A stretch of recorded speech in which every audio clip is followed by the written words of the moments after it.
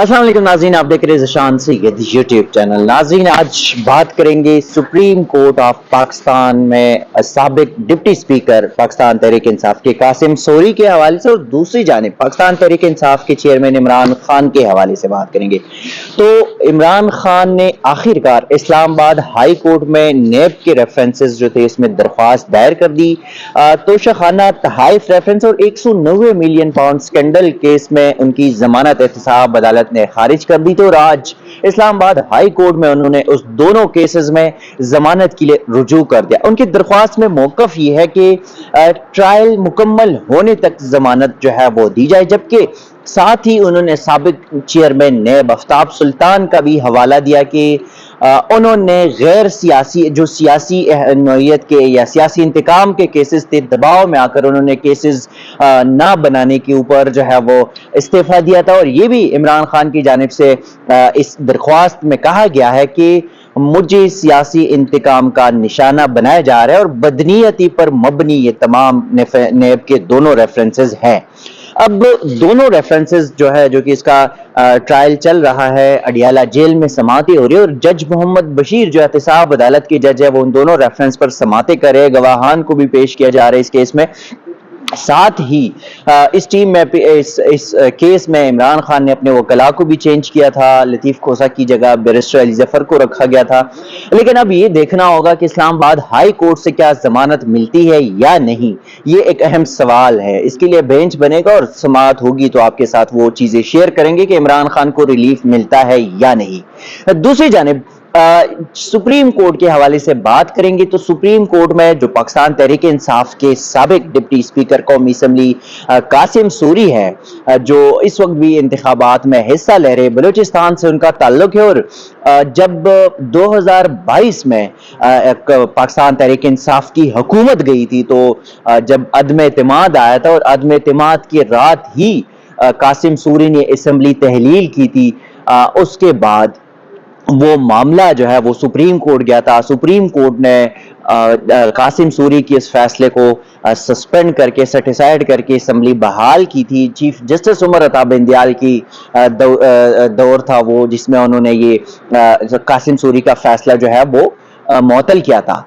दूसरी जानिब फिर सुप्रीम कोर्ट में कासिम सूरी की हल्के से इंतखाब का जो रोला था कि गिनती में जाली वोट्स थे, तकरीबन 50,000 जाली वोट्स का एक हवाला दिया गया था। और साबिक रहनुमा जो साबिक वज़ीर आला बलूचिस्तान पे थे, लश्कर रईसानी की दरख्वास्त पे हुई थी। तो आज उस केस पे समाअत हुई। चीफ जस्टिस काजी फाइज ईसा के जो आर्गुमेंट्स थे उसने एक अंदिया दे दिया, एक तरफ इशारा कर लिया कि कासिम सूरी के खिलाफ क्यों ना आइन शिकनी की कार्रवाई करे। यानी कि काजी फाइज ईसा का अब जो नेक्स्ट टारगेट है, बज़ाहिर यूं लग रहा है और आज के इनके रिमार्क्स से लग रहा है कि कासिम सूरी को जिसके ऊपर आइन शिकनी का जो फैसला है या शायद कार्रवाई शुरू की जाए और उसमें आर्टिकल 6 लगाया जा सके। क्योंकि जब सुप्रीम कोर्ट में का फैसला आया था, जो डिटेल जजमेंट आई थी उस फैसले को असम्बली की बहाली को, तो उसमें भी कहा गया था कि जिन्होंने ये हरकत की उस पर आर्टिकल 6 लगता है।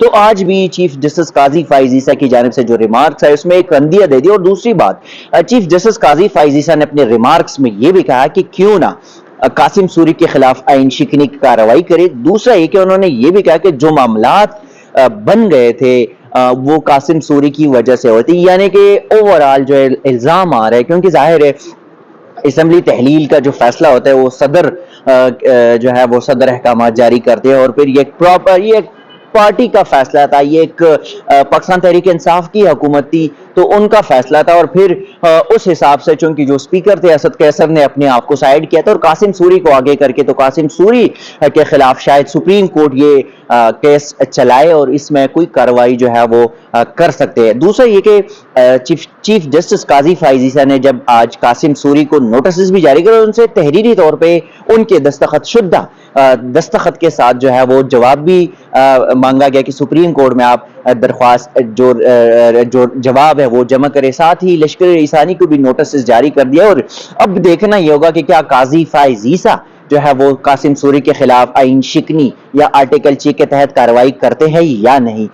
اس حوالے سے بھی آپ کے ساتھ جو بھی کوئی فردر پروسیڈنگ ہوتی ہے آپ کے ساتھ شیئر کریں گے.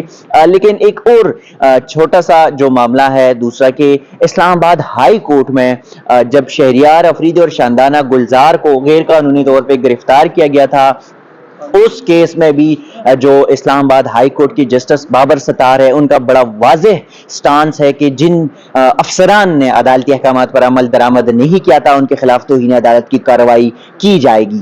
ان کے اوپر فرد جرم عائد ہے. آج جو پروسیکیوشن جو ملزمان ہے توہین عدالت کے مرتکب پانے والے، ان کے وکلاء نے ایک طریقے سے عدالت پہ بینچ کے اوپر بھی جو عدم اعتماد کا اظہار کیا، لیکن جس پر جسٹس بابر ستار نے کہا کہ کوئی بندہ یا کسی کے پاس یہ اختیار نہیں ہے کہ یہ بینچ کو تبدیل کر سکے، یہی بینچ اس کیس کو سنیں گے. اور دوسری بات کہ اگر کسی کو بھی اس آرڈر سے، اس ججمنٹ سے کوئی مسئلہ ہے تو جا کے چیلنج کرے.